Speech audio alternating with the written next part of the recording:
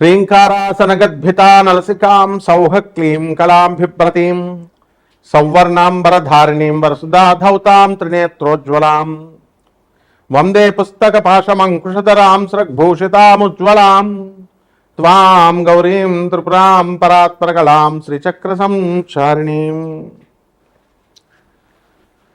మనకి చాలామంది ఏమండి గురుగారు మాకు చేతబడులు చేశారండి, మాకు ఈ యొక్క చిల్లంగి అంటారు దాన్ని, ఒక్కొక్క ఏరియాలో ఒక్కొక్కటి. అలా దుష్టశక్తులు, క్రూరశక్తులు, క్రూర గ్రహాలు, పిశాచాలు, కర్ణపిశాచులు, ఇలా రకరకాల పేర్లతో ముఖ్యంగా చేతబడులండి అంటారు. మన హీరో సుమన్ గారు కూడా చాలా మంచి ఆయన. మరి అంత చదువుకున్న వ్యక్తి, మృదు వ్యక్తి, ఆయన ఒక టాప్ రేంజ్లోకి వెళ్ళినప్పుడు నాకు చేతబడులు చేయించారండి, అందువల్లనే నా కెరీర్ ఇంకా వెళ్ళాల్సిందే ఆగిపోయిందండి అని ఆయన ఇంటర్వ్యూలో చెప్పడం మనందరం కూడా చూస్తున్నాం. మరి మనకి హీరో సుమన్ గారు చాలా అంత గొప్ప పరిణతి చెందినటువంటి వ్యక్తి మరి అబద్ధాలు చెప్తారా? కాదు కదా. అయితే ఒక సైన్స్లో ఒక ప్రొఫెసర్గా ఉన్న నేను చేతబళ్ళు ఇవన్నీ ఉన్నాయంటే అవన్నీ ఖండించి పడేస్తాను. అయినప్పటికీ కూడా చాలామంది ఏమండి మేము హాస్పిటల్లోకి వెళ్ళామండి, మరి అక్కడ చూపించుకుంటే అన్నీ నార్మల్ వచ్చినాయండి, అంతా మాకు అర్థం కావట్లేదండి అని చాలామంది చెప్తూ ఉంటారు. అయితే చేతబళ్ళ వల్ల మా జీవితం ఆగిపోయిందండి అంటారు. అసలు ఈ చేతబళ్ళు ఎవర్రా నాయనా చేస్తారు అంటే మా బంధువులేనండి, మాకు తెలుసున్నటువంటి పరివారమేనండి, మా మీద మా ఎదుగుదల చూసి ఆగిపోవడానికి చేయించారండి అంటారు. ఇటీవల మీరు కనుక చూసుకుంటే చిర్రావూరు గారు కూడా పాపం ఆయన కొన్ని లక్షల మంది ఫాలోవర్స్ ఉన్నారు. కాశీలో 21 మంది మంత్రగాళ్ళని పెట్టి శ్మశానంలో చేతబళ్ళు చేయించడానికి ప్రయత్నించారు అని చెప్పి మిగతా వాళ్ళు అంటే నేను దేవీపుత్రుడిని, అమ్మవారి పుత్రుడిని, నాకేమి అవన్నీ కూడా ఏం చెయ్యవు అని ఆయన కూడా చెప్పడం జరిగింది. అంటే మొత్తం మీద ఓవరాల్గా ఏంటంటే మనకి క్షుద్ర శక్తులు అంటే ఏంటంటే లోయర్ ఎనర్జీస్ అంటారు వీటిని. వాళ్ళు పూజించేటటువంటి దేవతలు ఏంటో మామూలు జనానికి తెలియదు. తెలియక కాళీ అమ్మవారు చేసేస్తుంది, లేదా చిన్న మస్తా అమ్మవారు చేసేస్తుంది, ఇట్లా వాళ్ళు ఇష్టం వచ్చినట్టుగా మాట్లాడుతూ ఉంటారు. ఈ దశమహావిద్యలు అనేటటువంటి అమ్మవార్లు తార, మహాకాళి, చిన్నమస్త, త్రిపుర భైరవి, తర్వాత బగళాముఖి, ఆ తర్వాత మనకి రాజశ్యామల, ధూమావతి, షోడశి అంటే లలితాదేవి, అలాగే మనకు భువనేశ్వరి అమ్మవారు, ఆ తర్వాత కమలాత్మిక అమ్మవారు. వీటిల్లో ఇవి కాకుండా ఇంకో 2 దేవతలు ప్రత్యంగిర, వారాహి. ఇవి ఈ మధ్యకాలంలో ఒక 20 సంవత్సరాల నుంచి జనమందరికీ కూడా పబ్లిసిటీ అయినాయి. తెలియక అపోహతో వీళ్ళంతా కూడా చిన్నమస్తా చేసేస్తుందండి, బగళాముఖి ఇచ్చేసేస్తుంది. మహాకాళిని మా చిన్నప్పటి నుంచి అనేవారు. మహాకాళిని అడిగితే చేతబళ్ళు కూడా చేసేస్తారండి, ప్రత్యంగిర అయితే రివర్స్ చేసేస్తుందండి. ఇట్లా అనవసరమైనటువంటి అపోహలన్నీ కూడా దశమహావిద్యల్ని, ఈ యొక్క సప్తమాతృకల్ని అనడం జరిగింది. వారాహి, ప్రత్యంగిర అమ్మవార్లు వాళ్ళు అలా ఎన్నటికీ చేరు. ఆ అమ్మవార్లంతా కూడా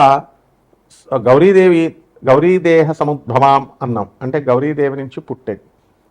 కాబట్టి వాళ్ళంతా కూడా సాక్షాత్తు పార్వతీదేవి ఆదిపరాశక్తి శివుడి యొక్క భార్య అయినటువంటి ఆ యొక్క గౌరీదేవి నుంచి పుట్టినాయి. కాబట్టి కనీసము గౌరీదేవి కూడా చాలామంది తెలియక ఏమండి ఈ అమ్మవారికి మేకలను కొయ్యాలండి, కోళ్ళను కొయ్యాలండి అని ఇలా మాట్లాడుతూ ఉంటారు. ఇవంతా కూడా సకారాత్మక శక్తి, సర్వమంగళాలని ప్రసాదించేటటువంటి జగజ్జనని అనేటటువంటి పార్వతీదేవి ఎన్నడూ కూడా ఈ మాంసాలని, మధుమాంసాలని ముట్టుకోదు. అలాగే దశమహావిద్యలు కూడా అవి ముట్టుకోవు. కానీ తెలియక వీళ్ళంతా కూడా వామాచార పద్ధతి, కౌలాచార పద్ధతి అని చెప్తూ మటన్ పెట్టాలా, చికెన్ పెట్టాలా, మందు బాటలు పెట్టాలా, పంచమకారాలు అంటూ పిచ్చి పిచ్చివన్నీ కూడా చెప్పుకుంటూ వచ్చారు. అటువంటి చెప్పినటువంటి వాళ్ళంతా కూడా డౌన్ఫాల్ని మనం క్లియర్గా చూసాం మన కళ్ళ ముందే. ఈ 2-3 సంవత్సరాలను ఆ దేవాలయాల నుంచి వాళ్ళని గెంటివేయడం కూడా, పూజారులు అంత అవమానం కూడా వాళ్ళకి జరిగిందనమాట. ఇవన్నీ అవసరం లేదు వాళ్ళకి. మరి ఎవర్రా ఈ క్షుద్రశక్తులు అంటే లోయర్ ఎనర్జీస్. మరి నేను చెప్పినటువంటి దశమహావిద్యలు ఈ ప్రత్యంగిర వరాహి అమ్మవార్లు వీళ్ళంతా కూడా హైయర్ ఎనర్జీస్ అన్నమాట. సో మనకి మానవుడి ఎనర్జీ కంటే కూడా దిగువన ఉన్నటువంటి ఎనర్జీస్ని లోయర్ ఎనర్జీస్ అంటారు. మనం మీడియం ఎనర్జీ మనం. సో మనము ఎప్పుడైతే ఈ కర్ణపిశాచి అనేటటువంటి యక్షిణి ఆ అమ్మవారిని చాలామంది పూజ చేస్తారు, దానికి అసలు వాటి విధి విధానాలే తెలియదు ఎవరికి కూడా.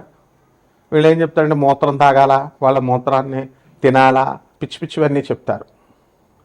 అలాగే కొంతమంది ఈ క్షుద్ర శక్తులకి రక్తం అన్నాన్ని అడుగుద్ది, అమావాస్య రోజున అడుగుద్ది, అది అడిగినప్పుడు మీరు తెచ్చి పెట్టాలా, ఇలాంటి నాన్సెన్స్ అంతా చెప్తూ ఉంటారు. మనకి చాలామంది ఈ యొక్క క్షుద్రశక్తి ఆరాధకుల్ని, అంటే అవన్నీ మినిమం మ్యాజిక్స్ అనమాట. ఇలా గాలిలో శివలింగాలు తీయడం, నోట్లో నుంచి శివలింగాలు తీయడం, విభూతి సృష్టించడం, అలాగే ఇలా లడ్డూలు సృష్టించడం, ఇవన్నీ కూడా మామూలు జన విజ్ఞాన వేదిక వాళ్ళందరూ కూడా వాళ్ళు చేస్తూ ఉండేవారు. వీళ్ళు కూడా ఈజీగా ట్రిక్స్తో చేసేవారు. సో మయనార్ అనేటటువంటి ఒక ఊరుంది, అది గౌహతికి 80 కిలోమీటర్ల దూరంలో అస్సాంలో ఉంది. అక్కడ గ్రామం మొత్తం అంతా కూడా కుటీర పరిశ్రమలాగా ప్రతి ఒక్కళ్ళు కూడా చేతబళ్ళు చేయడము, విడిపించడము, ఆ ఊరే అసలు చేతబళ్ళ ఊరు అంటూ చెప్పుకోవడం వస్తున్నాం. అలాగే కరోలి సర్కార్ అని చెప్పేసి చేతబళ్ళు తీసేస్తారని చెప్పేసి వీళ్ళంతా కూడా యూపీలో ఉన్నారని చెప్పి వెళ్ళడం, అలాగే వాళ్ళు కూడా చేతబళ్ళు పట్టిన వాళ్ళని జుట్లు పట్టుకొని లాగడం, ఇలా రకరకాలుగా ఎవరిష్టం వచ్చినట్టు వాళ్ళు చేస్తూ ఉంటారు. అసలు చేతబడి యొక్క లక్షణాలు ఎలా ఉంటాయంటే వాటి డెవలప్మెంట్ ఆగిపోతుంది. బాగా వ్యాపారంలో నెంబర్ 1గా ఎదిగిపోతున్నటువంటి వాళ్ళు సడన్గా అప్పుల పాలవడం, ఇతరుల చేత మోసగింపబడడం, అండ్ ఏదో ఒక విధమైనటువంటి భయంకరమైనటువంటి క్రానిక్ డిజీజ్ రావడం, ఆ డిజీజ్ సడన్గా క్యాన్సర్ వ్యాధి లాంటిది రావడం, ఆ వ్యాధుల ద్వారా మనం హాస్పిటల్కి వెళ్ళినా నార్మల్ ఉంది అని చెప్పడం వాళ్ళు, ఆ తర్వాత మనం టెస్ట్ చేసుకున్నా కూడా నార్మల్ ఉందండి అంటారు. సో ఈ రకంగా ఈ అసలు చేతబళ్ళు ఉన్నాయా లేవా, ఈ చేతబళ్ళు ప్రయోగాలు ఏమిటి, ఇవన్నీ కూడా మనము క్రమేపీ మనం తెలుసుకుందాం. వాటి ప్రభావాల వల్ల రాత్రులు పిశాచాలు కనబడడం, రక్తమాంసాలు కనబడడం, సౌండ్స్ వినబడడం, హాలుసినేషన్ లాగా, ఇన్ఫాక్చుయేషన్ లాగా ఉండడం, ఇవన్నీ జరుగుతున్నాయి. వీటిని కూడా 12 ద్వాదశ రాశుల మీద ఈ యొక్క సంవత్సరంలో 2026 సంవత్సరంలో ఈ చేతబళ్ళు చేసిన వాళ్ళ చేయబడినటువంటి వాళ్ళ డెవలప్మెంట్ ఎలా ఉంటుంది, వాళ్ళ డెవలప్మెంట్ ఆగిపోతుందా, ఈ వీడియోలో మనం తెలుసుకుందాం ఒక్కొక్క రాశి వారిగా. వృషభ రాశి. ఈ వృషభ రాశి వారికి అందరికీ కూడా చేతబళ్ళ ప్రభావం వలన మా జీవితంలో ఏమైనా అనర్థాలు జరిగినాయండి అని అనుకునేటటువంటి వాళ్ళు ఏం జరగడానికి అవకాశాలు ఉన్నాయంటే, అర్ధాష్టమ కేతుగ్రహ ప్రభావం వలన భూతప్రేత పిశాచ బాధలు ఈ వృషభ రాశి వారిపైన అటాక్ ఈజీగా చేయడానికి అవకాశాలు ఉంటాయి. కేతు అంటేనే భూతప్రేత పిశాచాలని, చేతబడిని, మిస్టిక్ సైన్సెస్ని అట్రాక్ట్ చేస్తూ ఉంటాయి. కాబట్టి ఈ రాశి వారికి అందరికీ కూడా ఒక స్త్రీ రూపంలో వాళ్ళు చేతబడులు చేసేటటువంటి వాళ్ళు ప్రయోగిస్తారు. దానివల్ల ఈ వృషభ రాశి వాళ్ళంతా కూడా వాళ్ళ స్త్రీ లోలురైనటువంటి వాళ్ళు, స్త్రీ వ్యసనపరులైనటువంటి వాళ్ళు ఈజీగా వాళ్ళ యొక్క హోల్డ్లోకి, వాళ్ళ యొక్క క్లచెస్లోకి వెళ్ళడానికి అవకాశం ఉంటుంది. దీని ద్వారా మనకున్నటువంటి పరపతి కానీ పరువు కానీ కోల్పోవడానికి అవకాశాలు ఉంటాయి. అదేవిధంగా ఈ యొక్క వృషభ రాశి వారికి అందరికీ కూడా ఆదాయం చాలా అధికంగా ఉంటుంది. అండ్ సంతృప్తికరమైనటువంటి గోల్స్ని మీరు చేరుకుంటున్నాము అనేటటువంటి దిశగా ప్రయాణం చేస్తూ ఉంటారు. కానీ ఎక్కడో మీ నైబర్స్ అవనేయండి, మీ బంధువులు అవనేయండి, మీకు ఎవరి మీద అనుమానాలు ఉన్నాయో, ఇప్పుడు పూనకాలాల దగ్గరికి వెళ్ళి అడుగుతారు, చేతబళ్ళు చేశారని ఉన్నాయని అంటారు, చేశారని అంటారు. అలాంటి అనుమానాలు ఉన్నటువంటి వాళ్ళంతా కూడా మీరు ఈ యొక్క బాధల నుంచి ఎలా ఉపశమనం చేసుకోవాలి అనేటటువంటి దాని మీద ఎక్కువ ఫోకస్ పెట్టాలి. ఎవరు చేశారు ఏంటి అవన్నీ అనవసరమైనటువంటివి, అప్రస్తుతమైనటువంటివి. కాబట్టి భార్యాభర్తల మధ్య కొట్లాటలు అనేటటువంటివి అధికంగా ఉంటాయి. ఇంట్లో కలిసి ఉన్నప్పటికీ కూడా భార్య కానీ భర్త కానీ అన్సైకలాజికల్గా బిహేవ్ చేయడము, మీరు అన్న ప్రతి మాటకి కూడా వ్యతిరేక దిశలో మాట్లాడటము, ఇవి మీ హార్ట్ టచ్ అయ్యి మీకు బాధ కలగడము, డిప్రెషన్కి గురవ్వడము, ఇలాంటివి జరుగుతాయి. కొంతమంది డైరెక్ట్ మోసాలకి ఇతర జీవిత భాగస్వాములు, వ్యాపార భాగస్వాములు, బంధువుల మోసాలు, స్నేహితుల మోసాలకి గురవ్వడానికి అవకాశాలు ఉంటాయి. అదేవిధంగా ధన ఆదాయం దగ్గరికి వచ్చేసరికి గురుడు మరి మిథున రాశిలో జూన్ 2, 2026 సంవత్సరం వరకు ఉన్నారు. కాబట్టి మీకు ఖచ్చితంగా ఆదాయాలు బ్రహ్మాండంగా పెరుగుతాయి. ఆ తర్వాత జూన్ 2 దాటిన తర్వాత మొత్తం సంపూర్ణ డిసెంబర్ 31వ తేదీ వరకు కూడా విపరీతమైనటువంటి ధన నష్టం కలగడానికి, చేతబళ్ళు చేసినటువంటి వాళ్ళు గురైనటువంటి వాళ్ళకి కలగడానికి అవకాశాలు ఉంటాయి. అదేవిధంగా ఉద్యోగాలు కోల్పోవడం, మనశ్శాంతి లేకపోవడము, ఏదో ఒక విధంగా భయంగా వీళ్ళు బ్రతకడము, ఇలాంటివన్నీ కూడా ఉంటాయి.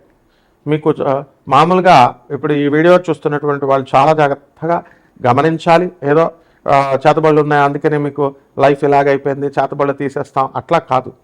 మీకు దానికి పరిష్కారం ఏమిటంటే జగద్గురువుల యొక్క ఆశీస్సులు ఉన్నప్పుడు ఇటువంటి వాళ్ళంతా కూడా మీకు చేతబళ్ళ నుంచి మీరు తప్పించుకోగలుగుతారు.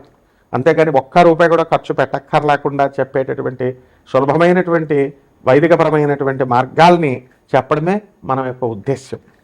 కాబట్టి అస్తమాను నాన్ వెజిటేరియన్ తినాలి అని అనిపించడము, పార్టీలకి పబ్బాలకి వెళ్ళాలని అనిపించడము, భర్త మాటలు వినకుండా ఎదిరించాలని అనిపించడము, పిల్లల తల్లిదండ్రులని ఎదిరించాలని ఇలా కొరకొర క్షుద్రశక్తులు చూస్తున్నట్టుగా, కోపంగా చూస్తున్నట్టుగా వీళ్ళు తల్లిదండ్రులు మంచి చెప్తుంటే వినకుండా ఉండడము చేస్తారు, రెబల్స్గా మారతారు.